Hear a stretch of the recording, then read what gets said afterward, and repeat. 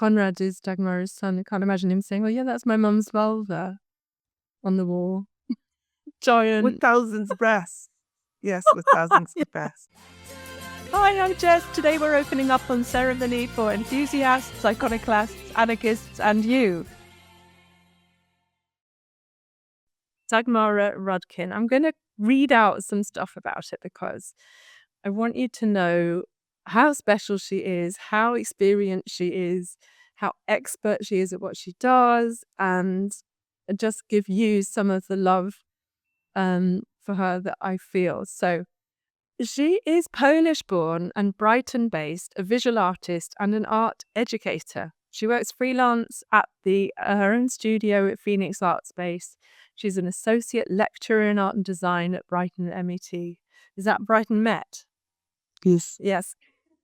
Phoenix Art Space and Hastings Contemporary. And the reason she's here, because obviously we talk on our podcast about ceremonies, don't we? So that's really the connection, and you'll see how. This is a really unusual niche kind of world that Dagmara is inhabiting, a bit like mine. And you're about to hear from her all about burial shrouds, okay? And what might surprise you is that she graduated in glass and fine art. And one of the things I found really interesting was that she later completed an MA in sequential design and illustration, but doesn't work with glass. Now works with fibre, which is soft and mainly reclaimed. So she works not with brittle, precious, hard fibres, but with soft textiles, which is a real shift. So she makes shrouds and commemorative textiles. And so she takes these textiles and gives them a new purpose, a new meaning in her practice. And we're all about creating meaning on this podcast. So that's really the relevance of that. So she's bringing passion for unfolding stories, which is absolutely a mutual passion. That's why I do what I do. That's what my podcast is about. That's what my whole life has been about. So that's where I really relate to what you're doing, Dagmara, this unfolding of stories. So that and celebrating and honoring someone's life, it's all the same stuff, acknowledging life and nature's cycles and doing as little harm to the environment as possible, which is what we all aim for, I think, and everyone in my constellation will relate to that. That's how we like to live. Now each shroud, and we're going to put photographs. If you're watching this on YouTube, you'll see it, and if you're on Spotify, it's on Spotify or Apple Podcasts, you won't be able to see them. So if you really want to see her work, and you really do, you need to go onto YouTube, and we're going to put loads of photographs up. Jack's going to put photographs up for us so that you can see what we're talking about, because they're exquisite and they're very unusual. So each shroud is unique, absolutely unique in the way every story is unique, and each is handmade with love and care, the way nothing is anymore. And she particularly cherishes working with textiles of the deceased families, like family heirlooms. So it might be their table and their bed linens. I particularly like those, actually. And their garments and trimmings that hold stories of travels, of friendships, of family events. And they can serve their last purpose. It makes me go shivery just talking about it. And that helps with the final journey, to help people process grief and just for those people left behind. So that's what we're talking about. So stick around, because that's really, really precious, life-affirming and hopeful.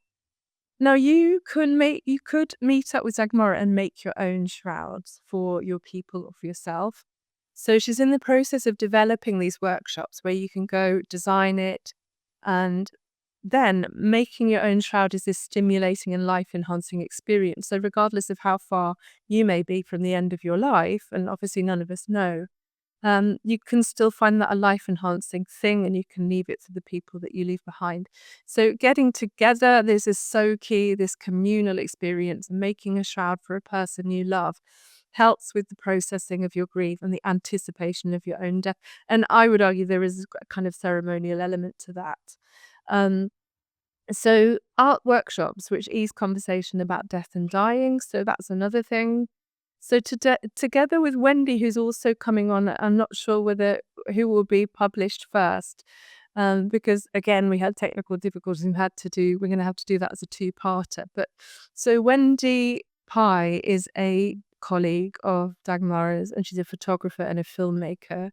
And they've co-funded something called Lunar Arts, which is an art organization specializing in art workshops and events for well-being. Wendy's also the co-founder of Soul Films, which you'll hear all about on my podcast soon, which is an organization making films about the life of someone who died or is near dying. And that's just a whole other fascinating area. It's really complementary work. And together they facilitate workshops where creativity is used to ease conversation about death and dying. So as if that wasn't enough, she's been teaching. She's an art and design teacher for over 20 years. This is a really long time, and offers workshops to individuals and groups, having experience in pastoral care as a course leader on adult foundation courses, and also facilitates art workshops for schools and adults at Hastings Contemporary and Phoenix Art Space with a PGCSE in art and design. So I mean, I often find, Dagmara, when I read back to people what they've achieved and what they're about, it's almost surprising. You sort of hear yourself reflected back and think, I mean, how does it feel hearing about yourself in that way? Uh, well, thank you very much for having me, and such a warm and wonderful introduction, Jess. Yes, it is. It's lovely to hear that, and things, when you kind of flutter in your life, you think, what the hell am I doing? Where am I going? What things make sense, and they're actually quite interwoven. Exactly, This literally whole tapestry interwoven. of Yeah, yes, and tapestry, weaving, absolutely. And I think that's right. And it comes across then the storytelling for ourselves, because as storytellers of other people's tales, I've got a big jug of water, I don't know where to put it. Storytellers of other people's tales, we don't always hear our own stories. So I think that's really, really precious. So I've got a little notebook here. I'm not going to lie to my constellation and also constellation book. So I've got a little notebook because we met up in advance to talk about what we wanted to talk about. So I've already introduced you to the name of Dagmara's beautiful, beautiful company, which is Sacred Wings. And when you see these images, you'll understand that completely. So we're going to talk a little bit, first of all, about your story, Dagmara, and how you kind of ended up. We've sort of touched upon your story, your academic career, but it's quite interesting to me to understand the shift between brittle glass and soft textiles. Are you able to articulate when that change happened, or was it gradual? gradual. Yeah. Well, actually, I'll be probably contradicting myself a lot in this podcast. Looking back, I think I studied glass because I wanted to work in sacred spaces. So things are actually quite connected in a very long-winded way. So as you mentioned, I was born and brought up in Poland, actually, then came to the UK until I was in my 20s. And I went to a high school arts kind of college back in Poland. And during my holidays, I worked with art restoration company, well, trust, historical trust. And we worked in churches restoring paintings mainly. Oh, So I did wow. initially wanted to study art restoration in Krakow Fine Art Academy, and didn't get in, to my then despair and disappointment, now to a great relief, because I would have been an awful art historian. My ego, my critical creative ego, would have sabotaged this That's so outcome. funny. So you know how the life kind of looks after you. I think, look, that was a really stupid choice. Don't do it. Mm. And I when I mean, I was came going to be to a priest, for heaven's sake, and no one understands that more than I well, do. don't you? I think your career is not incompatible with this life, Jess. I think they are That's true. relationship, and I think it's good Yeah. to embrace this. Perhaps it wouldn't be quite the right choice, but we're doing something which is better still. Yes, yes. So there's a S- connection here between what you were going to do and what you're doing, but it's just a different expression. yes. So then, rather than restoring other people's work in sacred spaces, I thought I could make glass, which is sacred in some right, stained glass windows in particular, which is so precious and so magical, particularly when the light, physical light, penetrative, is obviously a metaphor for divine presence. And I've always approached it as a non-practicing lapsed Catholic, but seeing the spiritual in earth, perhaps, and that kind of comes back in my shroud making practice. So I went to study glass and fine art as a joint degree. But the reality of working with glass is that you have to have access to really industrial space. Uh, and you have to be incredibly kind of organized with working with glass. It's very expensive and it's a real capricious material. And I then realized that really what I want to do is find things which already exist and kind of create layers of existing objects and services to tell a story. And that's not how glass works. I also work like shifting my physical spaces. I wanted to travel. I don't want to be dependent on working with glass factories. And textiles probably were part of were definitely part of my childhood. So without making it dramatic, I was brought up in communist Poland where things were quite scarce. So you'd make your own clothes and you had to be quite, uh, inventive with how you make things happen. And I think that was really wonderful and creative and really enhanced my approach to making something out of nothing, making something out of something that has had a story. So all the things were really, really interconnected.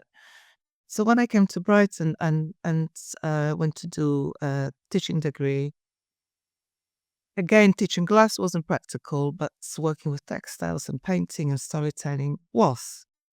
That's something that people can relate to.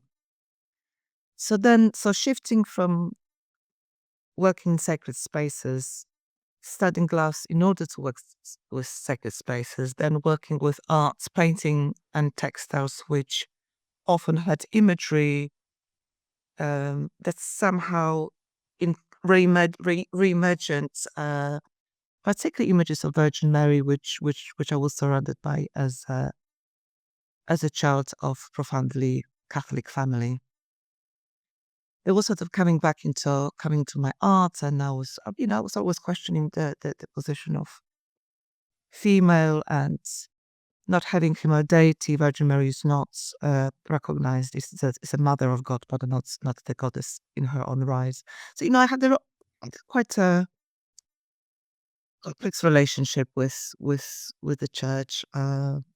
Definitely aware of it and really loving the rituals and the celebrations.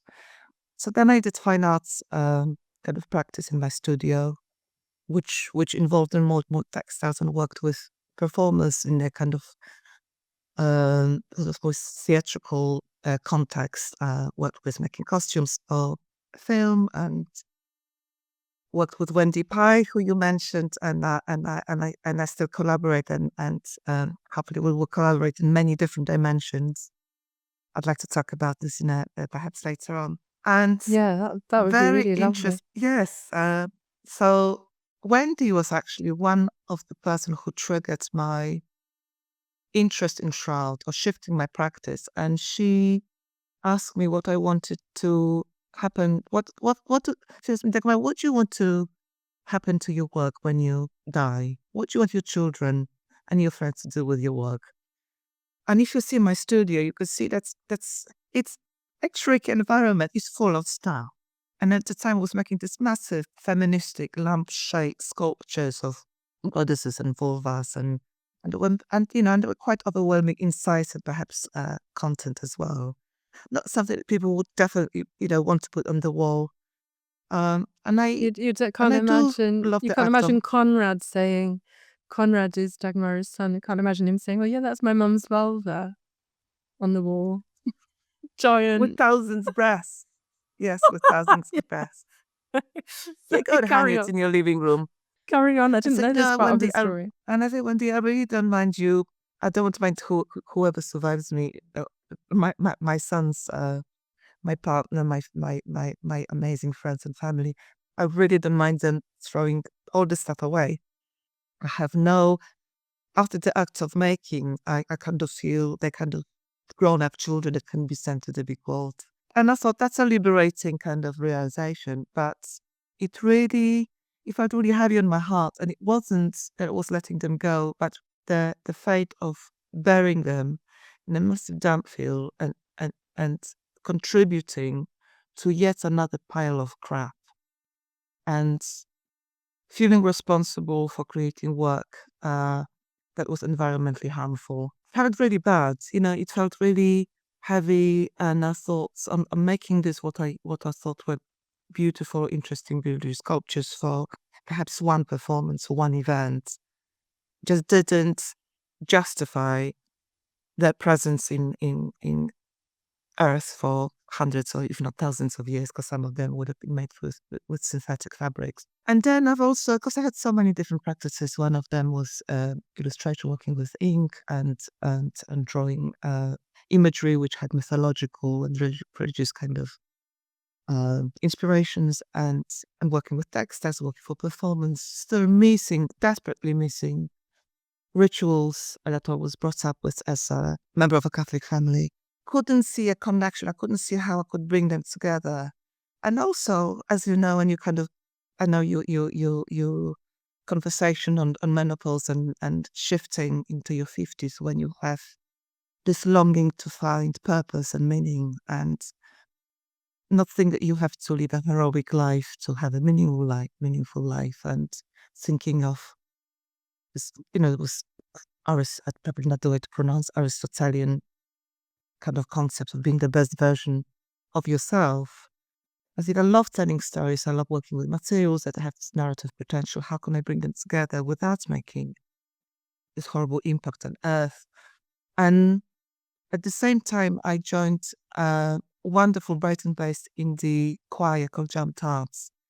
And the choir master, Lee Mills, is also end-of-life doula. So that conversation often woven into our chats, our conversations after Jam Tarts rehearsals. And she talked about being buried in shrouds. Wendy Pye, who I mentioned, also trained as an end-of-life doula. So that started becoming quite an everyday kind of. It wasn't as morbid and as kind of upsetting as it would have been perhaps 5 or 10 years ago. You also hit your mortality. You start thinking of your mortality when you hit 50s. And I thought shrouds this is it. So it was a bit of a revelation, but obviously layers and layers of conversations. So I started investigating and researching on shrouds, and it just really felt right. It's one of these moments, and I don't know if you had it, Jess, when you decided to leave under the idea of priesthood and moving into celebration, when you feel that it's Yeah, right. absolutely. And it felt as though it was sudden. And like yourself, when I look back, I can see that it wasn't sudden, but the moment of decision is sudden. It's so long coming, isn't it? And then suddenly, but something around feeling, it's like a coming home feeling, isn't it? Yes. Yes, it's Mm, liberating. It kind of feels like external forces put you in this yeah, place and gave absolutely. you permission to. I don't want to make it too religious of an experience, but it just felt really comfortable. It felt really Hmm. right. And this was enhanced further by a couple of experiences of which I had. I know one of the questions you ask is about your favorite ritual, your favorite like Yes, your job is celebration. And brilliant. Yeah, bring it on. That's what we want to know. shall I bring it on? Yeah, That come may on, be let's the hear right it. time. Yeah, let's hear it. So one of them was actually two of them were related to dead bodies, and I must say that Poles like Brits lost the connection with the physicality of a dead body, and we now have our loved ones tend to die in hospitals or hospices, and perhaps we don't see them. We may not be present at the death. We're not likely to be present at death, and we no longer have the tradition of viewing the body. So I had this fear of that body. I didn't know if I could bring myself to view a person who's no longer alive. And Wendy and myself went to we had this opportunity to participate in shrouding a body, and this was facilitated by Poppies, which is a fantastic funeral director based in London, and they do this. It's open to the public. Anyone could come and help with shrouding the body. So we went into a morgue, and it was was really respectful and really tender. This a body of this elderly gentleman was rolled out, and with the help of one puppy's employee, we unfolded plastic kind of packaging, really, that's the hospital provides, and then we wrapped the gentleman in cloth, a very simple calico cloth. And when you're talking of this kind of revelations, when you have a sense of something really primal and archaic, and perhaps something that could have belonged to your ancestral memory. And I'm going this sort of quite a hippie talk, and I'm a really I mean, romantic, but very pragmatic honestly, person. But you Dagmara, felt I really, know the same. Like Dagmara, honestly, yesterday I had this very conversation with Kidda when I was in the sea. And she said to me, and honestly, no one ever in Birmingham would have asked me this question. We were swimming in the sea and she said, do you feel a connection to your ancestor? You said your ancestral memory. I'd never heard this phrase. And I was immediately, yes, I do. So yes, we're a bit woo, maybe we are a bit hippie, but I think that's a good thing. So let's hear more of it. so we wrapped him, and and to begin with, it felt the body was quite cold, and you have a sense of coldness. It felt almost a little bit like a cold chicken, and now I'm a little bit squeamish. I don't need meat, so all these other things. But then more than anything else, he was a vessel of someone who lived a really long and fulfilling life. He was in his 90s. He had a really peaceful death. I was thinking of, he was a little bit older than my dad, and so I would have, if I had this opportunity, I would have shrouded my dad, knowing now or having had this experience.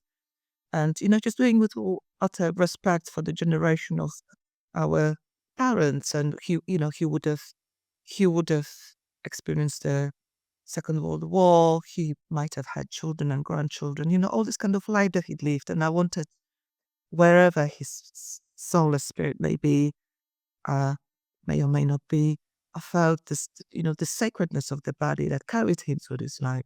So shrouding him would felt really honorable. And a second similar experience, perhaps not touching or shrouding the body, but witnessing the body, and beautiful and quite unexpected celebration, was when we went to view my dad. He died during sort of when we were transitioning from COVID. So very sadly, he died in hospital, and my mum couldn't be there, so she asked us to come and see him at the morgue. And both myself and my siblings felt quite uncomfortable about it, and actually filled with quite anxiety and fear. And we did it for mum. Both my parents came from villages in Poland where having a body for maybe a couple of days or nights with candles, a bit more per individual, was a normal thing. But that's not the case of my generation. So we wanted to support mom and to help her with sharing this grief.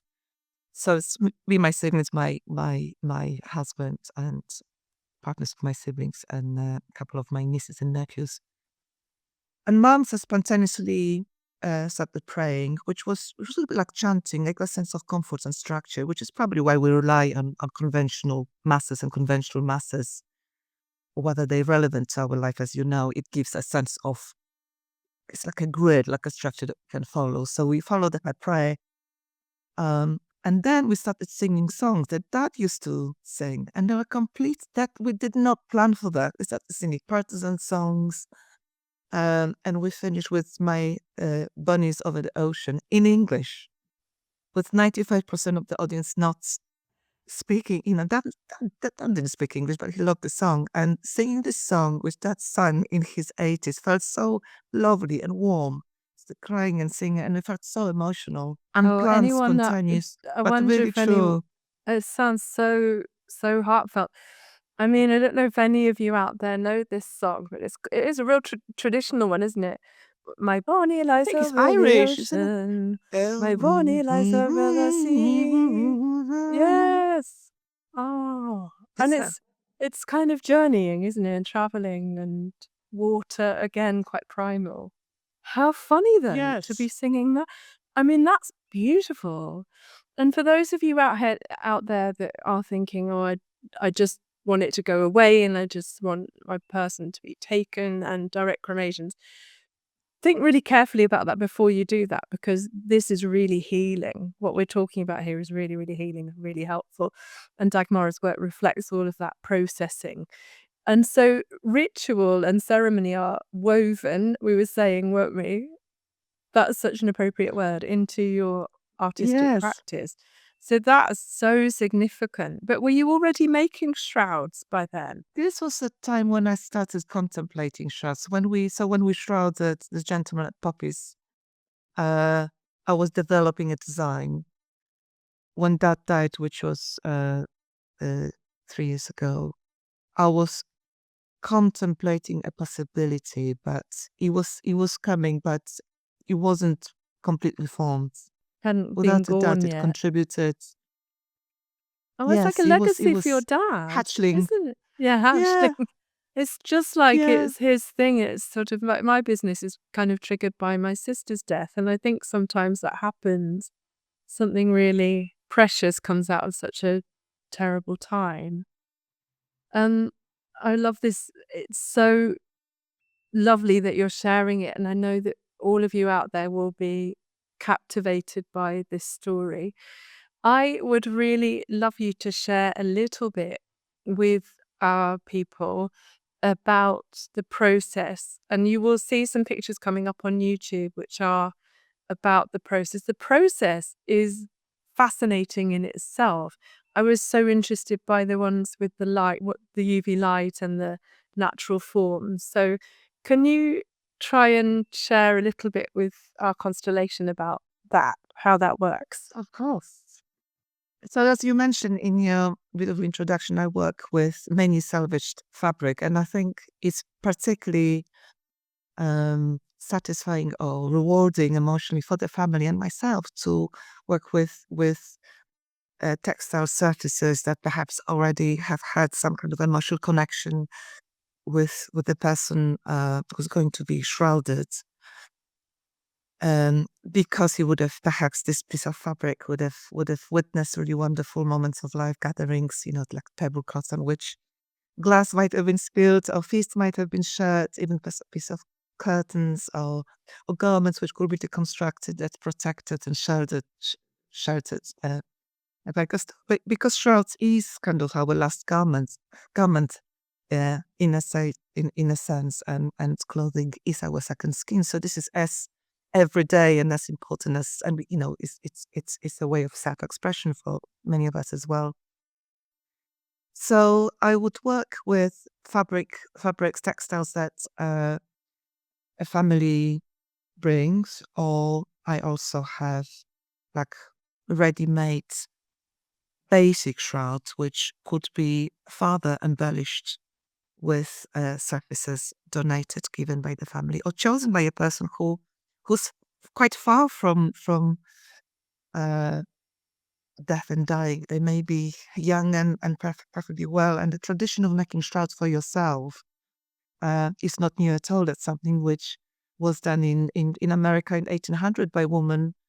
And in Holland, the brides would traditionally make their wedding dress as well as the gown in which they would be buried. So I'm not inventing anything new. A shroud, as we know, is one of the oldest, probably the oldest way of protecting a body from the elements. And oldest shroud, I think, was recorded as found in Kenya. I think found 75,000 years ago.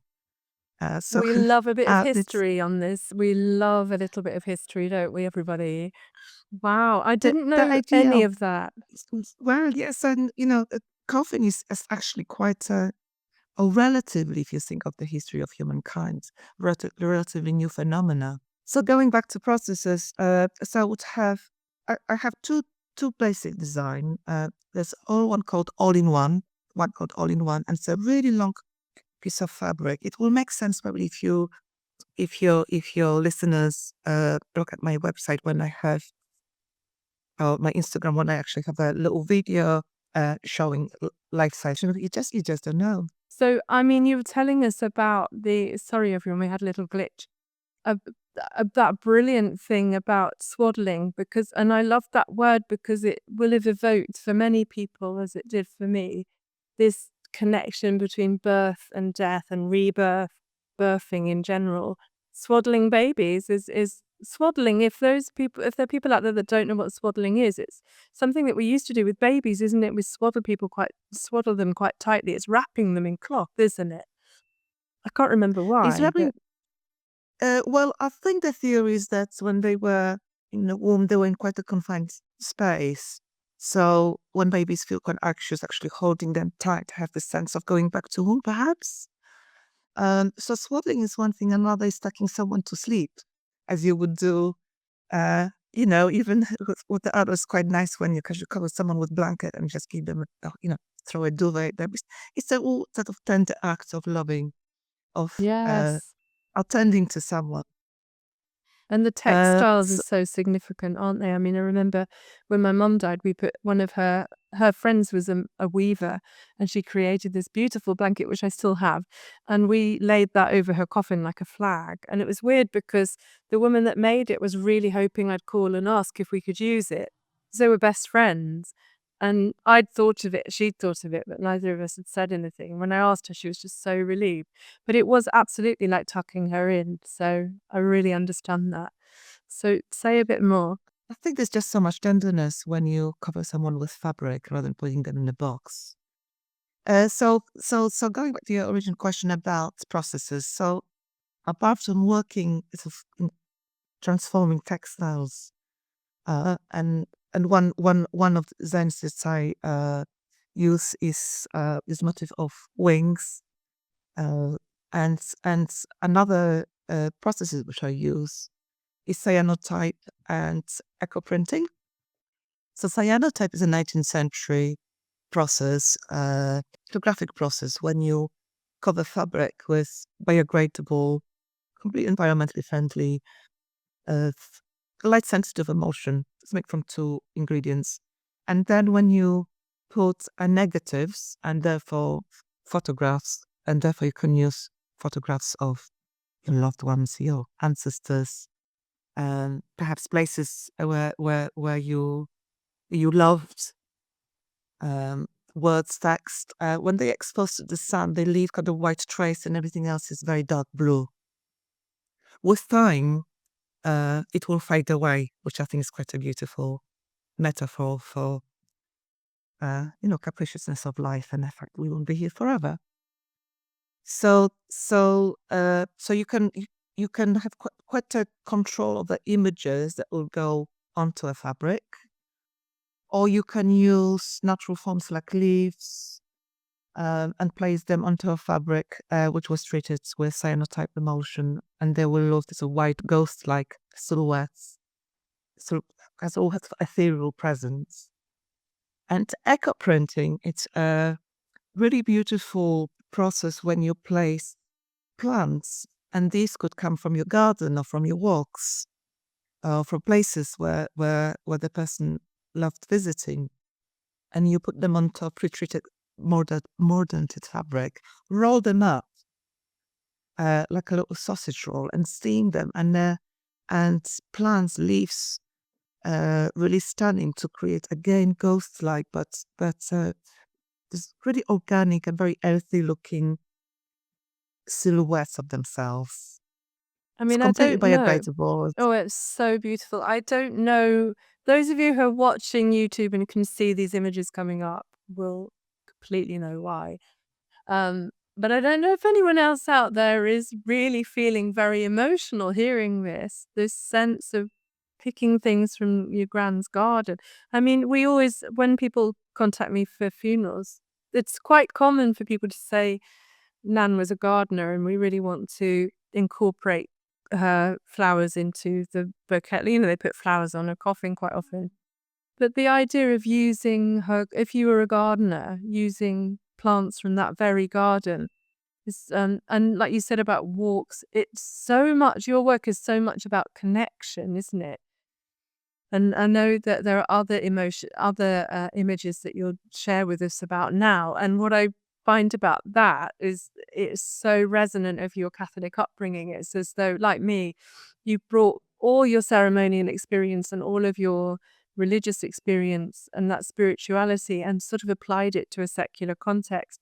So everyone, there are somewhere that I think there's a Virgin Mary on one, isn't there? Where it's a Virgin Mary which still became more of a goddess. Yes, no, you're absolutely right. I see Virgin Mary as a replacement for, as Catholic Gaia, as perhaps Demeter, and she's kind of a both virgin and a mother. So all these female deities which come together as a kind of as a female green man. You find comfort in this archetypal imagery that's perhaps you are consciously aware of being brought up in this particular setting, or perhaps have been fed into your previous lives. It Yeah, really and you have a depends on you. fondness, a real fondness for that character and the story that she's told throughout centuries and how that relates to womanhood. So imagine everybody, if you can, if you're not watching, imagine a piece of cloth and imagine maybe a lovely blue, deep sea blue sky, like a lovely organic blue, indigo, or think of that. And then imagine these images emerging from the color like ghosts, like echoes, and they might be a picture of someone you love or their favorite flower or both. And so you've got this imprint. I mean, it reminds me a little bit of the Turin Shroud, where there's this embodiment that's kind of imprinted onto cloth. Does that resonate? Yes, absolutely. I have a range of looks and designs and ready-made shrouds that will also appeal to people who are after perhaps less religious based iconography, and some are a little more minimalistic, some are quite lavish and kind of fun as well. Because I really appreciate what you said in the introduction, that we'll be talking about death and burial, and perhaps that's it's really good to have some trigger warning. But the longer I've been working with shrouds and in kind of death related conversation, the easier it is for me to get my head around my own mortality. So I really think of shrouds as life celebrating cloth. Oh, yeah, The minute that's you start beautiful. the Life minute you start celebrating cloth. contemplating, I think, life embracing cloth, because you have to think of, or you'll be invited to think of your own shroud if you want to make your shroud for yourself. And again, as I said, you could do it at any stage of your life. The minute you start imagining what you want to go onto a shroud, and it could be completely abstract and symbolical, you start thinking of precious moments of your life that you want to register, perhaps what would bring you comfort in the sense of taking it with you on your last on a journey, the journey, and you really start appreciating feeling alive. So I do find them quite life affirming in a Yeah. kind of Oh, ironic way. I really hope I really hope this is the trouble with trigger warnings is you do have to give them, but at the same time, if a listener has a particular concept of death or talking about death or bodies, they're going to miss out on all of this positivity and the comfortingness of it, the domestication of it, because I think death has become, as you say, medicalized. So the domestic setting, the tablecloth, the nightie, the clothes, the pictures, the flowers, the flora and fauna. It's soft and it's domestic. And there's loads of conversation around that in theological circles around how, sorry, there's a lorry going past, about how, I mean, it's difficult talking about gender because gender's so complex. But if you think about traditional conversations about gender politics and you think about the patriarchy and religious context particularly, there's been a detachment of the religious and the spiritual from the domestic into a patriarchal world, which at the time was outside of the domestic sphere. So there's lots of liturgical texts and lots of academic research by feminists who've studied the role of domestic religion and domestic spirituality, which is obviously, as per every other thing, female voices being silenced. Those domestic conversations of spirituality and private domestic shrines have been, when the Christian church became so powerful, have been just hidden from history. But there are loads of people that tried to reclaim it. So there's poets that have written about it. There's liturgies that are domestic. So they're all about, and maybe they might be about cooking or gardening or homemaking or daily life and daily chores, and interweaving spirituality into that.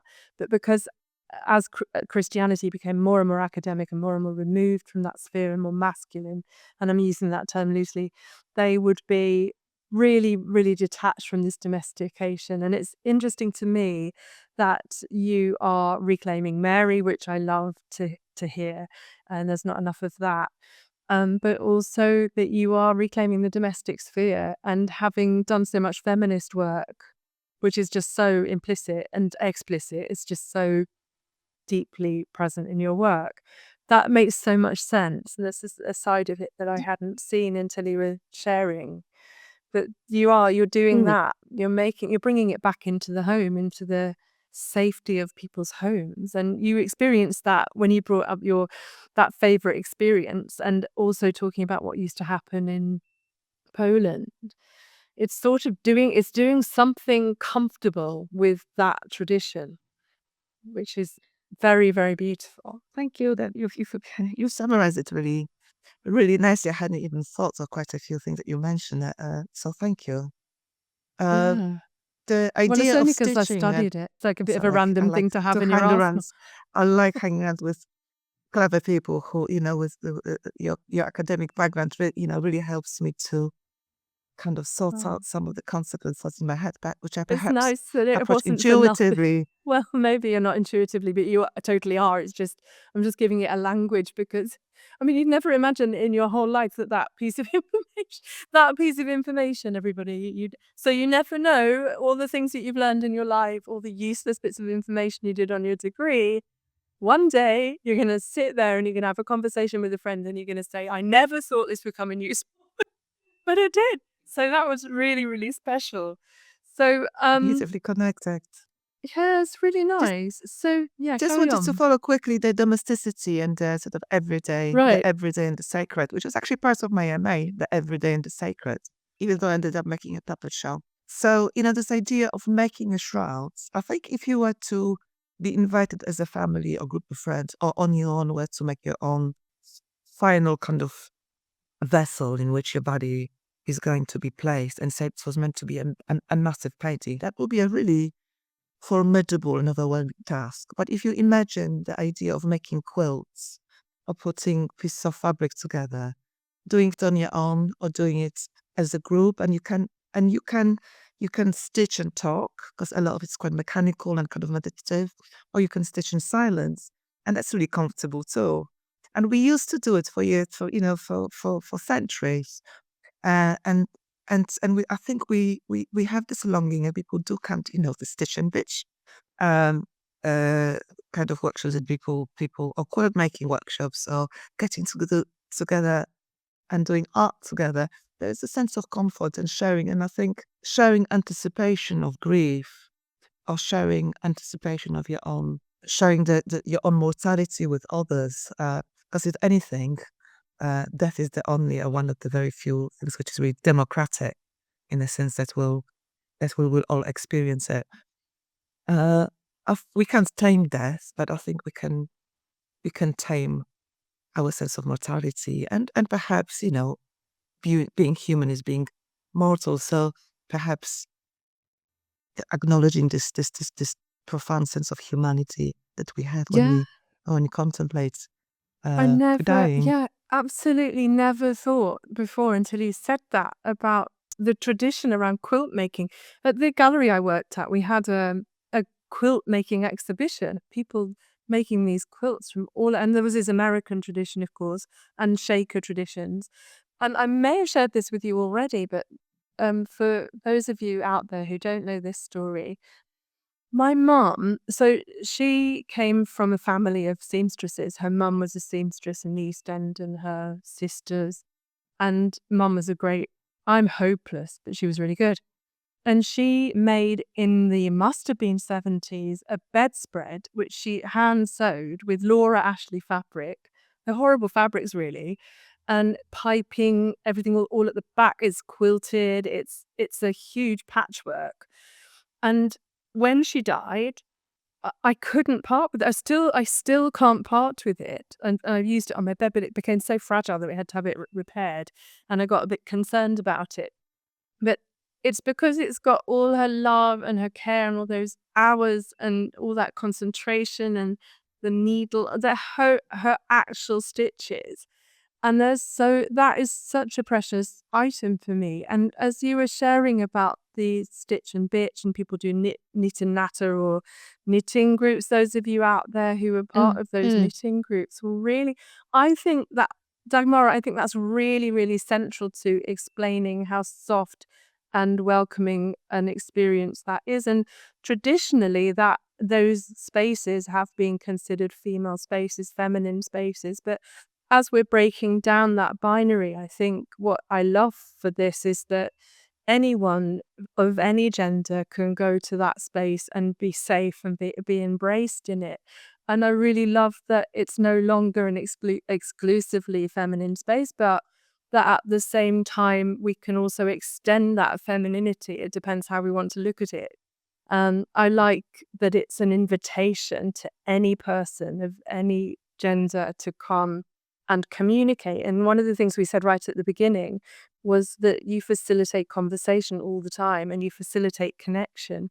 My experience working in all kinds of different places, churches, and all kinds of different settings is that creativity is such a great vehicle for conversation. And it's a little bit like walking, isn't it? You know yourselves out there, when you walk and talk, you can say stuff you can't say when you're face to face with a person. And I did a memorial for someone who was an artist in Birmingham. And we had champagne and we sat about and everybody made a piece of art that I may have shared this with everyone before, but it was so profound. I'm very happy to share it again. Post-COVID thing. We made little square canvases. They're just little square blocks and everyone painted one to make a mosaic out of their contributions to put up in this. And then we did it in his gallery space where he had an exhibition. What I notice is that people can talk about death when they have a pencil in their hand. It's a little bit like being at school when you're colouring in. You can chat and it's less invasive, it's less difficult, less vulnerable. So I do encourage all of you to think about those workshops and think all of this shroud making as a very safe space. And that's what's coming across for me. Yes, thank you. So we've run with Wendy, my collaborator, co-founder of Luna Arts. We ran together workshop, and our pilot workshop was actually overseen by Orange Collective, which is a group of art therapists and psychotherapists who helped us, kind of guided us through, because obviously these are spaces that will have very sensitive conversations. So we tried different ideas, and we're developing now further when you can work with all sort of visual media, because as we know, visual arts, which is my kind of background, helps with voicing what is very hard to put into words, and the act of creating art. And we're not talking about people being professional artists, but actually mark making or collaging, getting together and being able to voice it without the literal voice is incredibly comforting. And we did work with few participants felt really uncomfortable about the whole idea of approaching the workshop, but we just asked them to be open-minded, and they did find it healing and comforting. I don't think it's right to use this word, but it softens. It makes things much more tender and less morbid and less formidable. So families, individuals, friends, I would really encourage them to take this kind of workshop into consideration, perhaps, as well as perhaps making the shrouds for themselves. Yeah, I really would encourage it too. I'd love to do it myself. I I really am very fond of a quote that I don't know who made it, but with regards to art, that good art should change the way you see the world. And I really believe that good art does that. And this is a form of art that does change the way you see the world. And it really profoundly, on a very visceral level, changes how you feel about the world. One of the things that comes across that I'm really passionate about is this sensuousness of it, the physicality of it, and the words that you're using, soft, warm. It's so interesting that you started by saying that you began your career with brittle, cold, fragile, well, kind of, yeah, hard textures. And now you're working with these soft, enveloping, embracing textures. And it really feels significant that if you use all these metaphors of weaving and threads and sewing together and pulling, Yeah, it folding. seems so Yeah, folding. All of the words associated with your work are that. And it just feels cohesive. It feels cogent that all those threads of your life and then all the words that we're using to describe what you do, that is what your art is and what that's doing for people. So I really think it's profound and I really can't wait to see some more. I think it would just be really nice to, before we acknowledge all the people that I know you're really very grateful to, I would really like to say a little bit more about the unique different designs that you have. And so for those of you who can't see the images, some of them are majestic. They're kind of liturgical purples and they're banners and they're very grand and, almost camp. And then there are others that are organic and natural and simple and Scandinavian. And there are others that are neutral colors. There are some that are really rich colors. And there's some that are made out of tablecloths with all with all the embroidery and that reminded me a lot of Polish folk art as well. The designs that you find in yeah, those embroidered things. So yeah. don't be fooled by thinking, oh, I don't want, if you looked at some of Dagmara's and you thought, I don't want plush green velvet and I don't want massive wings. You don't have to. You can have a really simple thing made out of a pale, like a white linen, um, nightdress, a classic white linen nightdress. Or you could have it with broderie anglaise from a tablecloth. Or you could go all out queen and go, full on, overly, what's the word, that lovely word? Flamboyant. The point being your story. So very much like my own work, you need to start with your story and who you are. And that is what informs the work. So can you share a little bit about just some specific ones that you've made and the differences and what they look like, kind of a visual sense of them? Sure. Yeah.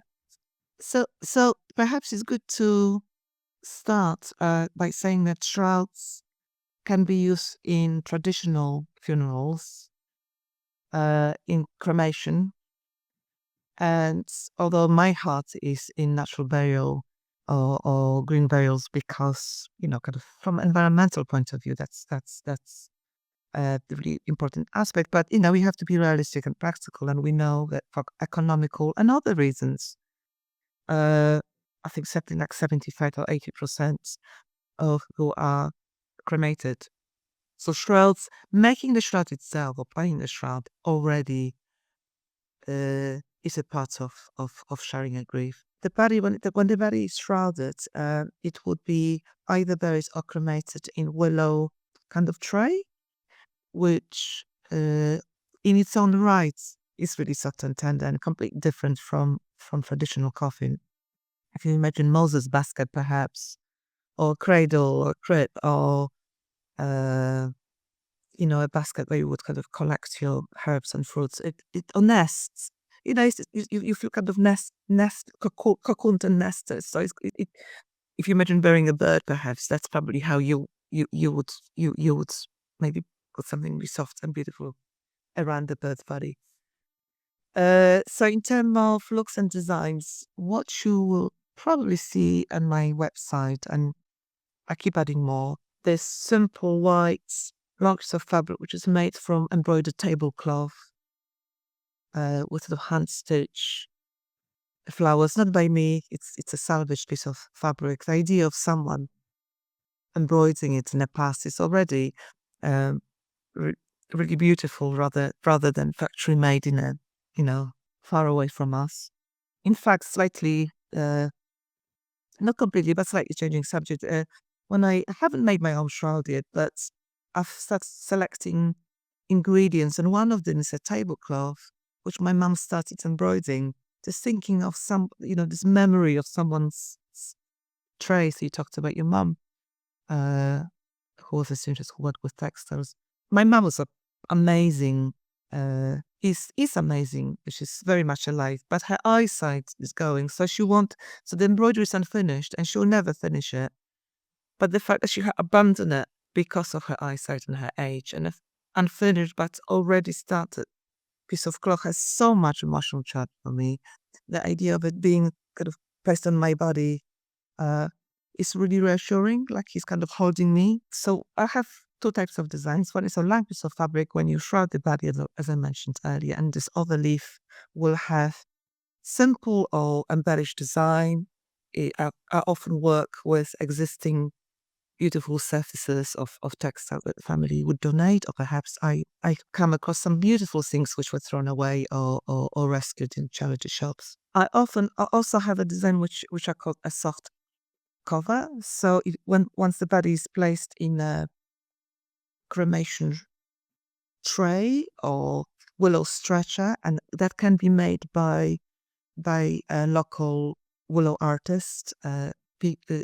People who made willow coffins would make the stretcher and a tray. This amazing guy called Jake who works with Sussex Willow Coffins here in Sussex.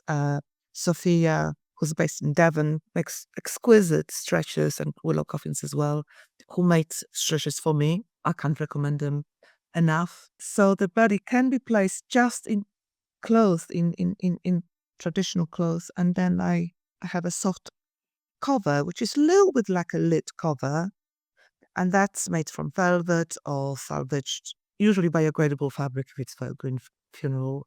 Doesn't have to be if it's for cremation. And then the extra kind of panache and flamboyance, I also have a choices of wings, which quite big commemorative kind of wings, which could be placed on a soft cover and buried or cremated together, or can be used as a wall hanging or piece of artwork that can be re-embellished and added and developed as various members of the family pass away, placed on a coffin or placed on my soft cover and then removed before the burial. I love working with different stories and different people, and I think pretty humble and raw kind of earthy shrouds in no less meaningful than kind of quite the ostentatious and fun ones as well. I think it's really have this sense of personality and bespokeness about it. So your shrouds could be your last way, your tool of self-expression. Having a choice apart from anything else, the sort of environmental parts of it, is having a choice of deciding how you're going to be buried or cremated and how your body is going to be enveloped or cocooned. I think it's another sense of entering into this funeral industry when you are calling the shots, and you're a celebrant like yourself or funeral director would accommodate that and would help you with kind of making this choice. If that's what your inclination or your gut feeling is. Gut feeling is what it's all about. And I personally love the idea of keeping them as heirlooms and using them the way we used to have a tradition of christening robes. So having a Yes, and death passing robe, it on. essentially. Yes, Passing it on. yes. This is so beautiful. Well, I know that there are people that you're very keen to thank, and everybody.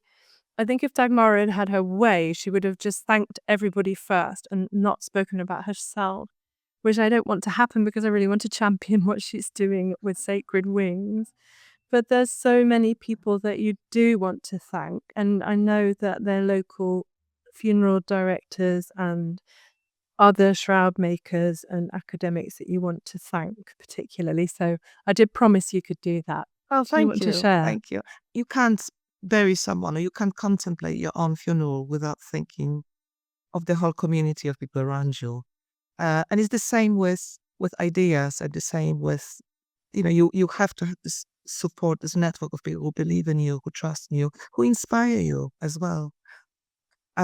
So there's no particular order, but some of the names I'm going to mention will may have a practical use for those interested in making your own choices when planning the way you want to go, your own funeral. So I work really closely with ARCA, who are independent funeral directors based in Brighton, led by Cara, and by amazing coincidence, Lee Mills, who I mentioned earlier, works with ARCA. She's also a celebrant and works with jam tarts. And jam tarts have sung in a couple of funerals, which is a really beautiful experience. So Lee Mills really inspired me. ARCA has been fantastically supportive and will be providing my shrouds as well. So if you work with ARCA, you'll be able to work with me if that's what you would wish. You've just been amazing as well. Thank you for having me on the podcast. But we met before. We met at the Coffin Club with Gita, who you mentioned earlier, at Modern Funerals. And that was such an inspiring session where I met other people, including Katie Costello, who you hosted a few weeks ago. My all-in-one shrouds concept was inspired by amazing end-of-life doula, death advocate, death educator called Dina Stander from Last Dance Shrouds. She's based in America, and she makes beautiful shrouds from men's shirts and salvage fabric. So her ethics, her life values, and her design was a great inspiration for me. I would also say that if you based in Sussex, it's great to use your local providers. So me, if you're interested in shrouds, Jake in Sussex Willow Coffins, or Sophia, who I mentioned, if you're based out of Devon or more Midlands. There are great other shroud providers. Bella Kush, which is a company by Yuli Sommer, and she makes exquisite shrouds from wool. So completely sustainable, but made from new wool. So her design and again her advocacy for approaching burial in a much more environmentally conscious way. I would really recommend looking her up. Lena Sass is a really great, really interesting and shroud maker based up north. She makes beautiful shrouds. So I would say look around and see whose work and whose values appeal to you. I've been also supported, and this is just like name. I am grateful, and none of this would have happened without help of these people. I've been really amazingly supported by Brighton University as their alumni. This organization called Be Purple. So for those of you who are starting a new business, it's really good to cast your net as wide as you can and really ask for help. So Helen Hakali, who works for Be Purple at Brighton Uni, has been coming to my workshop and just giving me this deadline. I said, like, come on, but how are you going to do it? How much time do you have? Will you get the fabric? Who you need to have a conversation with? So ask for help and help will be given. I could not agree and more. Absolutely true. I just find it really inspiring, just feeling the well with people's generosity and their help and the energy. And one of the kind of ideas, information about shrouds I got from a really wonderful and really interesting, really notable person called it's Dr. Dagmara Rudkin. That's her place, the organization on Instagram. You can find it under the acupuncturist, and she ran a shroud making workshop online, which was at really ungodly hours, 2 o'clock in the morning, because it was based in America. And I was really greatly inspired and saw that there's a potential of supporting each other in shroud making online workshops, which is something I'd like to start at some stage too. Oh my Uh, goodness, so many. Are there any more people you want to thank? Probably too many to mention. My family being the shining star who just really believed in me, and there was no judgment, and there were no raised eyebrows, Really? and who really believed me. I'm Yes. imagining your rooms festooned with shrouds, and it's lovely that no one's commenting. Well, I suppose we should let everybody go, and I just have loved our conversation. It's been so interesting and inspiring, and this is the thing about conversations is that you start to unpack in more detail things that are maybe not apparent to yourself when you're doing your own thing. And I like learning in real time about each other's lives. It's really, really special. So we're going to put everything in the show notes, all the people that have been thanked, everything and everybody in the bio and everything. But what we would really love to hear is where we can find Sacred Wings if we want to work with you. Well, so I'm based in Brighton, and my studio is at Phoenix, which is just by the level. You please do get in touch, email me, and come to my studio. You can also, I could come to your place and help you with selecting your fabric, and I can bring a few shrouds if you're based locally, but can travel. I don't have a car, so there's some limitation to it, but I'm sure you can work it out. My website will be including your podcast, and that's www.sacredshrouds.co.uk, or you can Google Dagmara Rudkin shroud making, and that will come out as well. And what about your Instagram or Facebook? Yes, Dagmara.Rudkin. Rudkin, and that's RUD, everyone, not Ruskin. And sometimes it autocorrects, so look out for that. Oh, so grateful for your time, and so lovely that everyone joined us today. And you can now see why I couldn't wait to get her on. So we'll see you again next time, and take care and have a good week. Thank you, Jessie.